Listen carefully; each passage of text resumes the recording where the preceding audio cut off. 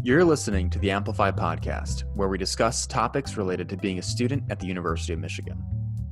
Hello, friends. This episode is about student organizations and how to find ones that interest you. We will also be giving a special spotlight to optiMize, the student org that June and I both work for and that makes this podcast possible. To help us talk about creating intentional communities is optiMize co-founder Jeff Sorensen. Jeff continues to lead optiMize, is a community organizer, makes music, and is a full-time dog dad. Fun fact, our outro music and our intro music is both made by Jeff. So thanks for joining us, Jeff. I'm glad to be here. So as we all know, it can be hard to find a community when coming into a new space. Elyas and I have talked about this in other episodes as well, especially when you're coming into a space as large as the University of Michigan. It's hard to even really know where to get started. When I first came to Michigan, I really didn't branch out very much. I would just go to class and then I would go to work and then I would come home. And so I didn't really feel very connected to my fellow students. I didn't really feel connected to campus at all. It just felt like a location, but it wasn't really home or a community in any way. However, I was told about the organizations page of the Maze pages. And for those of you who don't know what the Maze pages are, it's a website at UMich that catalogs student orgs and campus events. You can search for orgs that include your interests, with everything from community activism to coding to sports. Fortunately for us, Elyas and I were able to find optiMize, an org on campus that really does so many different things. So Jeff, if you could tell us about your time as a UMich student and what inspired you to create optiMize. Yeah, totally. So I was a student at Michigan from 2009 to 2012. I actually transferred in as a sophomore. I'd gone to Boston University for my first year. I'm from Michigan originally, and I kind of had this idea that I just wanted to go far away. But then after a semester out there, I was kind of thinking, having the University of Michigan right in your backyard is really an amazing thing to be able to have in-state tuition at such an incredible institution. So I transferred back, and now they just haven't been able to get rid of me for a decade. So when I came in, I don't know. I didn't really get involved in that many communities on campus other than just kind of my immediate friend group. But even that for me was, really life-changing and expansive. Just people that I met at the university were the biggest impact on me, I think. Just, sort of expanding my worldview and learning about, people with different perspectives. And as I was approaching graduation, in hindsight, I had a very good experience in many ways. It was life-changing to be at the university for me. But there were some frustrating elements, and this was 2012. Trying to get a job during that time was pretty difficult because it was recent grads competing against people who had been out of the workforce in the recession. And so I was just striking out on job interviews, and really felt like when I was going into that process, I wasn't really very well prepared to seek out meaningful work that I could do well, and actually make an impact in the world. And sort of on reflection, part of the frustration was that, I had been through, I don't even know how many grades, 16 grades at that point, right? I'd been through so much education, and, at pretty much every step of the way, it was you're told what to do next. It's always sort of the teacher assigns a problem set and you do that problem set, and there's sort of the syllabus is posted and exactly what you're working toward. The professor assigns a prompt and you write for that prompt. And teachers are amazing and undervalued in this country. I'm not saying that we shouldn't have teachers guiding us, but it was a little frustrating that after 16 grades, about to graduate from universities, pretty much all my friends and I had never had an experience where we weren't told what to do next. And the problem is when you get out of college, that's just what life is you have to figure things out for yourself and figure out, what do I care about? How can I make a meaningful difference in the things I care about. And there had never been a part of our education that just asked us, if you could work on something, what would you work on? Or if you could change something, what would you change? And we kind of thought that's a major problem. You know, you don't need to remove all guidance from education, but there should be significant portions of the educational experience that just ask students to really reflect and figure out what they want to do, even if that means stumbling through that process a little bit, and have supported, formalized spaces for that to happen. And so we created optiMize to sort of like prompt people to ask themselves, if you could change something, what would you change? And obviously now there's been thousands of responses to that question. But then also really to take the next step, which is not just to say if you could change something or if someone could do something about that, but really to say, well, why not me? Why don't I try to do something about the things that I would like to see change? And that's what this whole community and set of programs has become, is just hundreds, now thousands of people asking ourselves those questions and trying to learn, how do I develop myself into a person who can identify what is meaningful to me and what opportunities are in front of me, and how do I take action in a way that is actually responsible and effective with the things that I have in front of me. So, and as a result, it's created this incredible community because we're all trying to figure this out on our own, and there is no syllabus exactly. And so what you have to do instead is just build a really supportive, engaging, honest, caring community to help each other, you know, through this very difficult and ambiguous process, but ultimately life-fulfilling process. So yeah, I don't know if I could have explained it that way at the time, but that's kind of like what it's become. Yeah, for sure. Yeah, like, so this is my first year as a Mellon Fellow and being on staff. And I remember going to one of the first meetings and kind of hearing you talk about that idea of why not you? And you're totally right. Like throughout the academic process, like so much of it is like you're told what to do.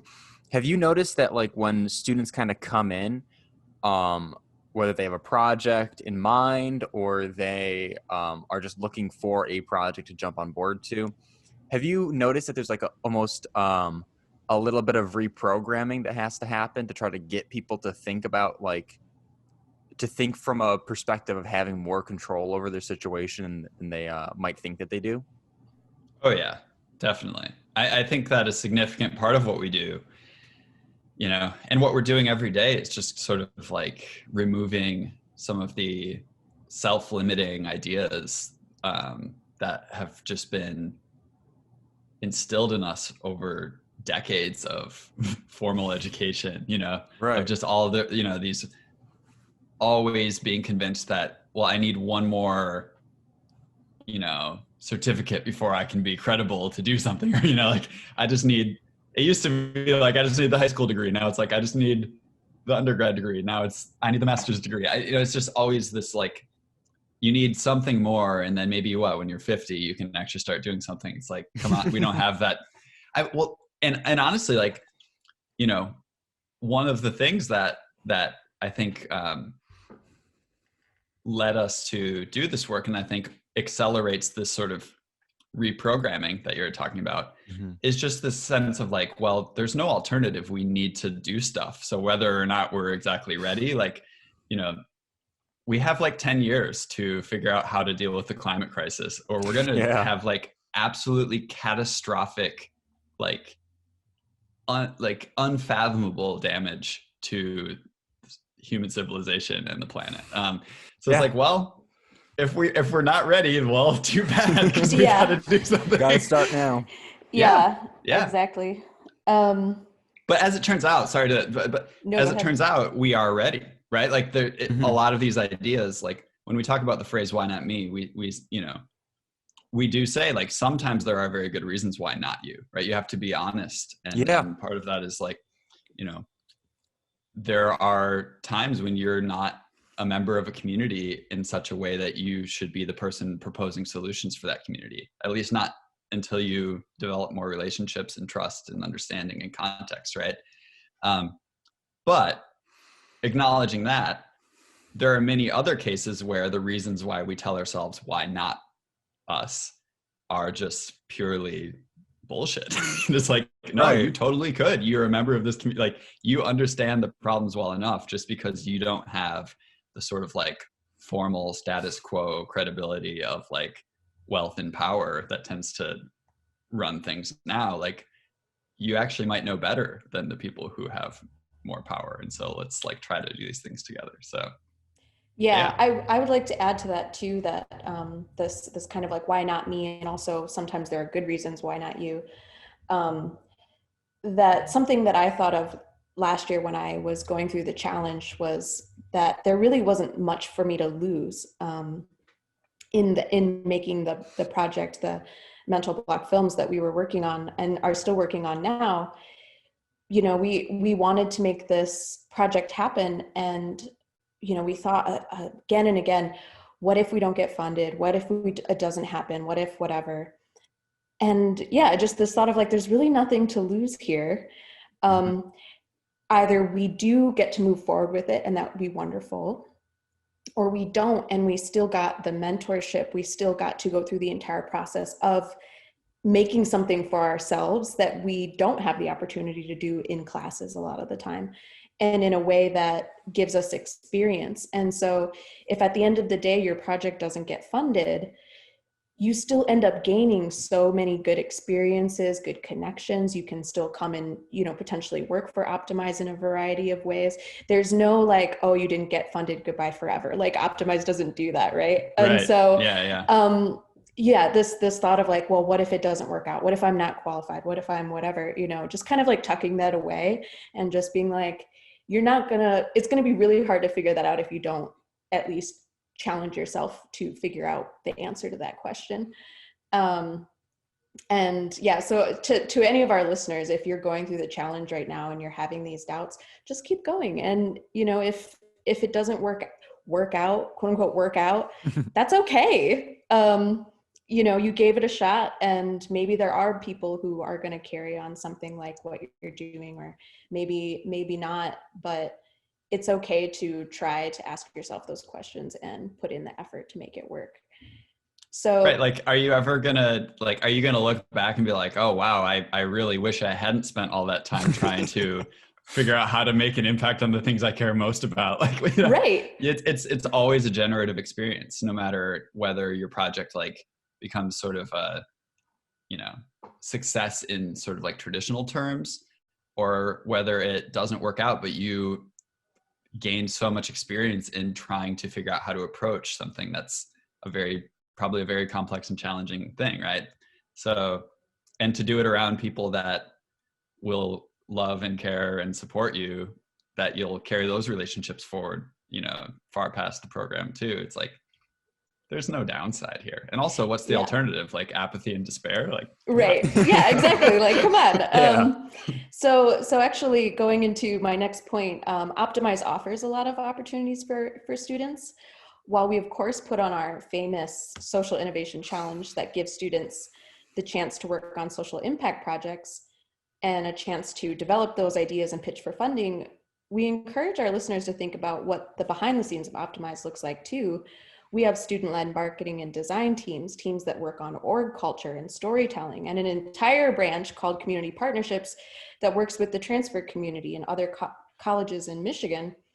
Elyas and I are actually part of the community partnerships, and within optiMize, that's actually how we were able to create this podcast.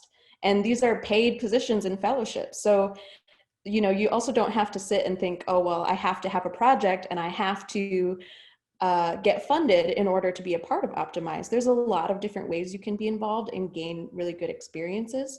And so, Jeff, what else do you think you could add about what optiMize has to offer as a student-led organization? Or if you have another point you want to bring up too, you're welcome to jump into that. I mean, I think what you just said is like a great, you know, summary of that, is that, you know, we've got a paid team of student leaders that, you know, this organization has like 35 paid staff and only 4 of them are non-students. So it's like, this is a student-led but university supported initiative in a way that I'm not really aware of anything else that is doing things quite the way that we are.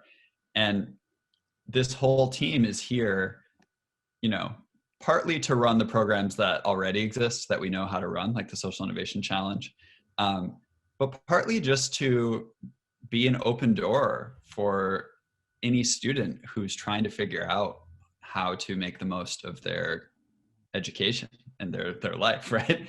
And anyone who just wants to talk about anything that they care about and thinking, how could I possibly start to take my next steps in approaching this. And so we have I don't know how many hours of office hours every week, but it's all day, every day. Basically, you can meet someone from optiMize and just come in and say, here's who I am. I'm curious about this. And there's a good chance that you'll meet somebody who really listens to you. I think that's one of the biggest things optiMize has to offer, is that we're a bunch of people who truly care about other students, and anyone who wants to try to use their life to make the world more just and more sustainable.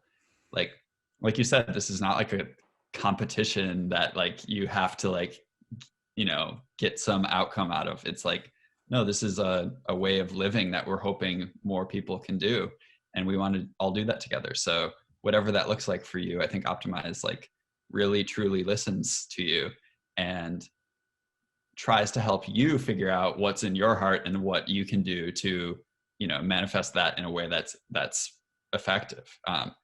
And I don't know, I think a lot of education is just very rigid of hi student, we have our way. So if you can figure out how to fit yourself in this box, maybe we'll give you some sort of certificate showing that you've succeeded. Whereas optiMize is more just who are you? How can we help you, reprogram the ways that you've been thinking and think more about how to do the things that you care about, that you believe are important, and can you help some other people do that too? Because that's sort of the nature of all this, is we're all trying to help each other through that process. So I don't know, there's a lot, but that's just kind of what came to mind. Yeah, actually, I something I appreciate about optiMize too is that we're all from these different majors, different schools from the college. I mean, I know a lot of us are from LSA, which is the biggest college at UMich anyway, but a lot of us are all from different majors. I'm a psychology major, but we have, engineers, we have design students, we have students who maybe are doing work for optiMize that doesn't really have anything to do with their major. They just are doing it for the experience and having fun with it. I like how you put that in the school setting and the class setting, often things are so rigid, but it's really not like that at optiMize. And to go back to Elyas's point about reprogramming, actually, that was something that when I went through the program, I had to work through too, and heard from a lot of my peers who were in the challenge as well. It's what are we supposed to do with this project? What is the next step? And optiMize would just be there what do you want the next step to be? And we'd be well, and there's that part of you that's just tell me what to do. Yeah. Because that's what we're so used to, and actually turning that power in on ourselves and that control, and saying, oh, I actually do have control over this. This is my project.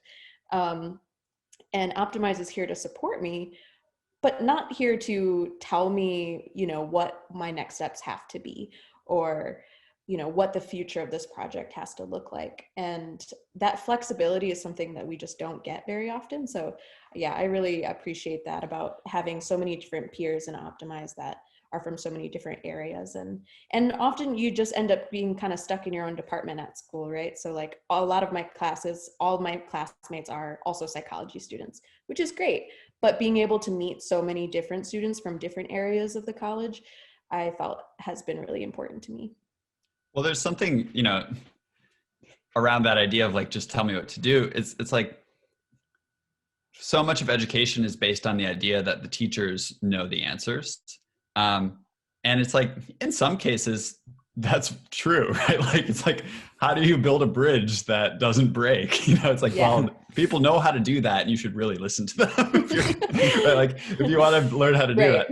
No disrespect to experts out there, but right. Yeah, totally. And there are some things where it's you really do want to learn a sort of a proven method, right? How do you do open heart surgery? You should probably talk to the people who know how to do it, right? But I think that, in order to be honest and humble as educators, and as a community as society that values education in a more broad way, not just in schools, we need to recognize like there are differences between things that we know how to do and just need to train people how to do safely. There are those things, and that's important, and you don't want to lose capacity from generation to generation, which sometimes happens in societies and is a real tragedy. But there's a very big difference between those things and problems that we truly don't know how best to tackle, but are very important. So like, are we as educators supposed to claim that like we have the simple steps to solve like the mental health crisis in this country and on college campuses, which is part of what you are working on, June? It's like, if there was a simple answer to that, like, shouldn't we have just done it? But we haven't, because there's not. And so you need to actually just create space for students to help lead toward potentially better ways of doing things, acknowledging that I don't have answers, and you probably will find answers that I wouldn't have thought of. So let's create these supportive places for students to help lead toward that future. And like, same with like the climate crisis. It's like, if we had very simple ways to solve this, we would, because it is literally threatening our entire species. Yeah. But clearly we don't have those answers. And so you need to create places for more people to try. And education should be doing that. It shouldn't just be the delivery of knowledge we already know. And I think most people who really think about it at universities would say, yeah, we agree, right? Like, I think even in the mission of the University of Michigan, there's stuff around like knowledge creation, not just like knowledge delivery, right? Right. And that's why Michigan's been so supportive of optiMize, and we're super grateful for that. Right. Yeah. So moving on, I have a friend, one of my only friends that I made in Ann Arbor last year. And he actually told me that he had joined way too many student orgs in his first year at UMich, because he wanted to make friends, he wanted to be involved. And that being a part of too many student orgs kind of burnt him out. And then also it became just this really arduous process of constantly having to plan events for these different orgs and also advertise for them. I remember on campus last year when, pre-pandemic, when we were all like actually on campus, there would be people outside, like giving away brownies so that they could tell you about an event they were having for their org, or, all the people having. I hardly imagine that at this point. No, exactly. Homemade brownies. I was like, what even is in this? And I just ate it anyway, but, would never do that now. But, he was just saying that it was really hard for him because he wanted to be involved, but it became like, okay, kind of almost a job or like an extra chore to be a part of all of these orgs. So Jeff, in your experience, is there anything you would say you should avoid when you're looking at student orgs to join, or anything that are good signs of a good student org? Acknowledging my own limited experience in this realm, because I wasn't part of any student orgs until we started one. But I've now been around the university for a decade and have seen a lot of student orgs and how students have, interacted with them. And for sure. I think that one of the first things that comes to mind is, is this a place that is inclusive and open, or is this a place that is sort of the value that the way it thinks of itself is like, our value comes from our exclusivity? Like, if your first experience with a student org is like you sitting in a chair with like 12 people raised above you and they're like interviewing you, like, I mean, you know what, it's all personal, like, but for me, I'm kind of like, I'm going to skip that, because I think that's like, that's going to be a no for me. Yeah, there's already enough of that in life, of being judged for like, total arbitrary reasons. Like, what are these 12 like the arbiters of how valuable you are as a person? Like, come on. So, I would definitely, in my opinion, you'll have a better experience in very inclusive places, because then it's really about building community. It's not about maintaining sort of status quo exclusive value, right? Like, the value of those things is like, we are so exclusive and we have access to an exclusive alumni network and you can get funding. It's like, it's like this very like join the elite kind of idea. Right. And personally, I don't think that's the way to go. And I think it kind of sucks. And being in places that are like very judgy and exclusive. And then another is like, is this a place that cares more about sort of like the resume reputational value of the experience? Or is this a place that, is more about the real work? Like, does it feel like a very serious place? Because I think, I think that it will always be more fulfilling to be in a place where you think these are serious people, right? Like these are the kind of people who are making me a better person. That's how I feel at optiMize, is like everyone here is it's not like we're serious in like a way of like never having fun, because obviously like you can have a ton of fun and still do really great work. And I think that's what we try to do. But I feel like everyone at optiMize are like really serious about trying to do what we're trying to do as effectively as possible, whatever that looks like for each individual, depending on what they care about. And they're really serious about trying to cultivate community and trying to be supportive. And when problems arise, like taking those seriously, right? And not sort of like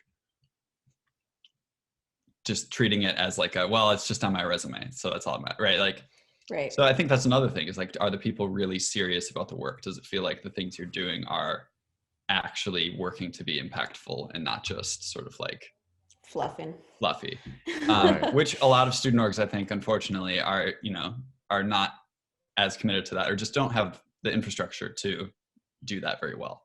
And then I think another one is just, does it feel like a very relationship-based place? Is it a place where you can, get to know people and it feels like they really care about you, and you care about them?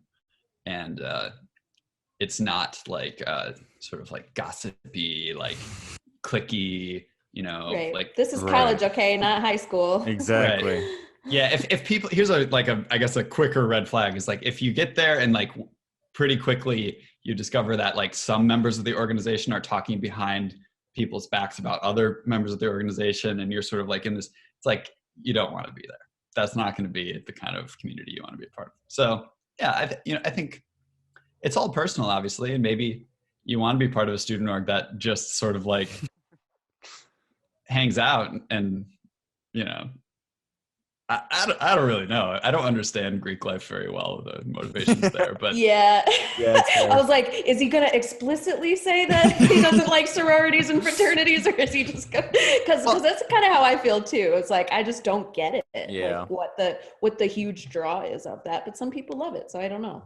And honestly, some of the greatest leaders in the optiMize community and historically have been in Greek life as well. And so I am not at all on the sort of like hating on Greek life train. Right. But for me, like, if you want to do that. But I think like for student organizations, like my preference is obvious. That's why I'm part of optiMize. Right.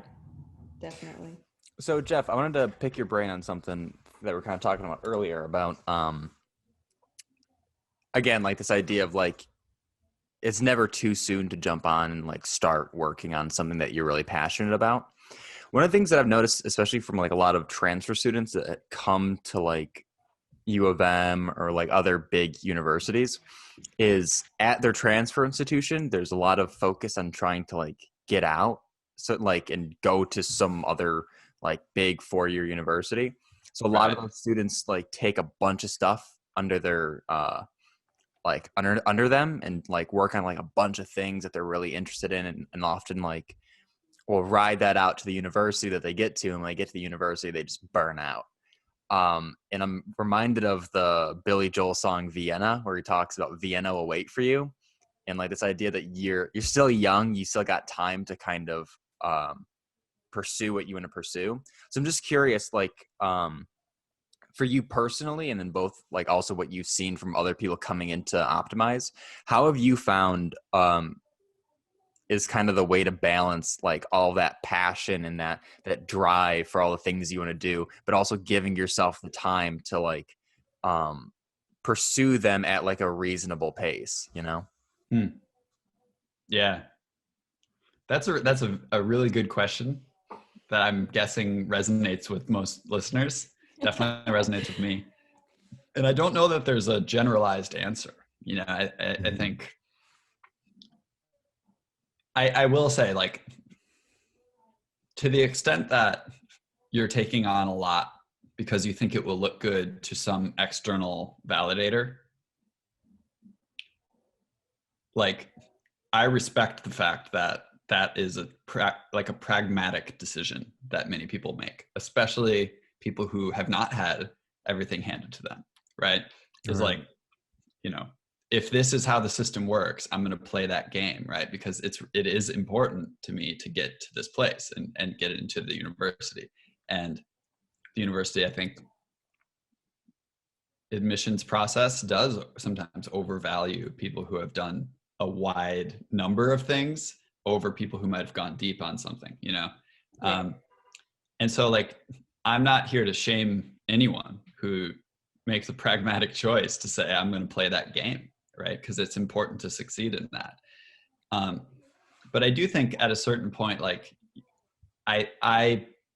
my experience has been that I'm the happiest and most effective when I'm doing things as much as possible for internal validation or sort of community validation rather than sort of like external judging validation. And so to the extent that you're doing a lot because you truly care so much about it and you're still exploring, you know, what the right things are, you know, maybe that's fine. And I think also giving your, like, one thing is like giving yourself the grace to understand that, like, you can't predict what the best approach in life is. And no matter how many self-help books you read, you're not going to find it, right? Like, you can find some maybe interesting tips, but you just have to try things.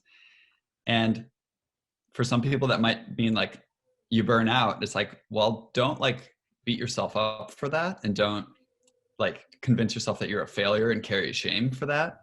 Just pay attention to it. Right. So like if you're burning out or if you're having, things are going off the rails, it's just like, first of all, expect that. Like that just happens in life. Yeah.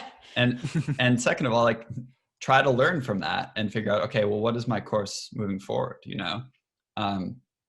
That's just a lifelong thing. I'm in the middle of a little bit of that sort of like the deep self-reflection myself right now. Right. But I understand how like there is the feeling that like you have limited time at the university, so you got to like do a lot. So I think as much as possible, finding places that make you feel really valued and that you can go deep on some stuff is useful. But I don't know. I see the need to experiment too, because you don't necessarily want to just do one thing. So I think the biggest thing is probably just be kind to yourself and allow yourself to drop things in the time that's right if it's not the right thing, and that's another thing that we try to do with optiMize is let people know that if you want to drop and go do other things like that, there's no shame in that. Unfortunately, not all orgs are that way, but I think trying. We're going to need to edit this part because I'm just sort of like all over the place. No, I think you're doing great. I think you're doing great. But I guess like to try to summarize in a little bit more concise way, like if you've been playing that game of trying to do as many things as possible for external validation and it got you to the university, like maybe just like taking a step back and sort of reassessing, like, how do I want to approach my time at the university? Do I want to do that same thing? Or do I want to sort of like do that for a semester and then sort of like have like an intentional moment after the first semester when I say, okay, of all these things that I've tried, rather than trying to sustain them forever, maybe I want to like really focus in on some of the ones that have really felt meaningful to me. And maybe along that way in that semester, like if there's a point when you realize something is not, something that you really want to have be your focus, or it's taking away from something else that you really would like to be your focus. Like, obviously you don't want to like burn bridges, but allow yourself to step away from the things that aren't sort of serving the direction you want to go. Even if it's on a timeline that you might feel like, oh, am I quitting too soon? It's like, no, you're prioritizing what matters to you. Right. So I guess maybe that's like my quote unquote advice, though, again, with like a lot of grains of salt, recognizing that everyone's life is different. It's just like, do it for a while, try things, but allow yourself to focus at whatever moment you want, as long as you're not like disrespecting somebody by stepping away like right before a big event or something. But, right. Before you go on stage, sorry, I need to take a second. Actually, I'm quitting the org. Sorry to tell you like this. You just speak it right into the microphone. I quit. You're like, all I'm right, supposed bye. to do the introduction, but this moment doesn't feel right. I'm out. Sorry, guys. Find another MC. Maybe be respectful about it, but finding a graceful way to exit is usually good. Yeah. And actually, I appreciate that advice, Jeff, because as somebody who has historically in my adult life always been juggling too many things, and the thing is, I'm a good juggler, right? Like I'm a really good juggler, but occasionally I will feel like maybe I should let one of these balls fall, But then I'll beat myself up and I'll be like, no, I just got to keep pushing so I don't. And the reality is that it's okay that sometimes things are going to fall through the cracks. It's going to be okay if, you missed something or messed something up or have to step away from something because you're like, you know what, I just can't keep stretching myself this thin. And I've been trying to learn that my entire adult life. And it's funny because you can know that and actually practicing that are two very different things. So anyway, go ahead. No, just really quickly on that. I think, it's important to have the vocabulary for things, right? Because a lot of ways in which things go wrong are communication with ourselves and others. And it oftentimes is not out of bad intent, but just lack of skill or lack of vocabulary. And even like, I didn't have the vocabulary to talk about like capacity, like personal capacity until recently. And it's helpful just to be able to talk to people and say, hey, I'm kind of like nearing the max capacity, or I am beyond my capacity right now. So I need to, get back within it. And that means stepping away here. But that language, even I didn't understand that. But when you frame it more that way, it's like, yeah, of course, nobody has limitless capacity, right? So it's helpful to have the words for it, I think. Yeah, right. I appreciate that. So I know for me personally, optiMize has become my community here at UMich. I really didn't have a community prior to optiMize, and that made school just feel like work, and it made it really hard to stay motivated and enjoy my college experience. It just kind of felt, I just got to get through this week. I just got to get through this day. And it wasn't a lot of fun. I wasn't having a lot of fun doing that. But being able to work alongside my peers with projects that inspire me, and also being able to be creative in ways, and how I want to serve my community has made being a UMich student worth it for me, is being a part of optiMize. So I want to personally thank you for starting optiMize, Jeff. And the impact your work has had on so many students is exponential. And what I mean by exponential is that you've helped, say me, but then I created a project that has helped others. And then other students who have their projects have helped others. And so really, I don't even think we could measure the amount of impact that you've had on the UMich community, Jeff, because it's, it just builds and builds and builds. And I just want to personally thank you for that.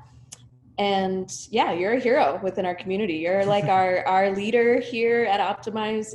We really appreciate you, and really, thank you for sitting down with us today and telling us how you feel about some of these topics. Well, thank you for saying that. I appreciate that. I've had like a little headache and not feeling super great today, so that made me feel a lot better. That's good. I'm glad. Yeah. So I think you're right that things should be fun, right? Like there's enough stress and despair in the world. Oh yeah. The communities that we create. I think maybe a closing thought then, if we're wrapping up, is I've been thinking a lot about what has made optiMize so resilient through the COVID crisis. I've just been honestly amazed at how this community has thrived. during this time. Obviously, you know, thrived is a loaded word, and we're very much in many ways in sort of survival mode. But in a lot of ways, like, people in this community are, I think, feeling more meaningfully fulfilled and engaged in the work that's being done here. And more people are doing more meaningful work, like this podcast. You know, you're just like, let's do this because it's a challenging year. So we need to think about alternate ways to engage. And here we are, like, doing this super cool thing, right? And that's happening across the organization in so many different ways. So I've been thinking, like, what is it that, you know, I've heard so many stories of other organizations during this time in other parts of the university, just like sort of like grinding to a halt and like really struggling, like not being able to deliver a positive experience. And then I come to optiMize, and it's like every optimized space I'm in is like actually going really well right now, Yeah. which is super weird because it feels like it shouldn't be. And so I was thinking, like, what has, you know, allowed optiMize to do that through this crisis? And I think a big part of it is that this organization was built from the start on the belief that we were already living in crisis, that we were in the climate crisis and all of the things that are associated with the Anthropocene, you know, like, and the mental health crisis and so many, you know, crises that we believed we were already living in. That when a more acute crisis like COVID hit, it was sort of like our team got together and was like, so what do we do? And I think a lot of people were like, we have no idea. This is unprecedented. And optiMize was just like, we be us. We just do what we do because we've already been right in such a way that we've believed that, like, how do you be a crisis resilient organization? You have to be flexible and adaptable. You have to have a community that's very supportive and loving and caring. It's like, why do we talk so much about supportive community? It's because we're all here trying to work on really hard and depressing issues, right? It sucks that we're living in the climate crisis. I really wish we weren't. But like, if we're gonna try to be taking action on all the different prongs of the major crises around us, like, we should have a place that feels really loving and fun and like, and relationship based, because those things are still beautiful in life. And I really think you have to be able to see the crisis with clear eyes and not pretend it's not there. But you also have to be able to see the love that exists, because it's weird, but they can both exist, right? And I think that that's so much of what this community is and why it's been able to become what it's become, is because, you know, we recognized it, and we're not, you know, I think no one can deny anymore that we're going to be in crisis for a long time. And so building the most loving, supportive, resilient communities as possible seems like a good way forward. And I'm really glad to be part of something like that with y'all. Yeah, thank you. Thank you so much. You know, that's really all we have for today. Remember, go to May's pages to check out the long list of orgs that could be right for you. If you're listening on YouTube, a link to the student org page is in the description. Special thanks, of course, to Jeff Sorensen. And as always, thank you for listening. The Amplify podcast is supported by optiMize, an organization here at U of M that empowers students to be creative in how we serve each other and our communities near and far. To learn more about optiMize programming, please visit optimizemi.org. If you have topics you would like to hear discussed, let us know at optimizemi@umich.edu. Thanks, and be well.